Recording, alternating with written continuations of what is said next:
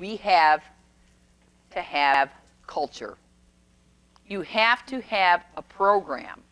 But talent plus culture is where you're going to have your best opportunity to be great.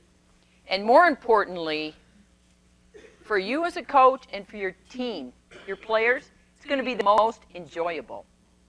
When you have good talent, you can win games. You can probably even win a championship or win big. I'm going to tell you what, though, that is a fragile and slippery slope. Especially if you get a lot of great players all together in the same room. Same goes if you have a bunch of bad players in the same room. I'd still rather have all the good players. But having a group that believes in the values of the program, and how do you set those values? Well, you as a coach, first of all, you have to be them. You have to come in every day with a consistent message. The things about our culture and things that people will talk about, we always talk about being selfless. What does selfless mean? It means you think of yourself less. And have you ever met a good player? Have you ever met a good coach that didn't have a big ego? My best players have big egos. All the great coaches have egos. So it's not about not having any. It's about managing that and controlling that. But those are things that we're going to get kids of all sorts.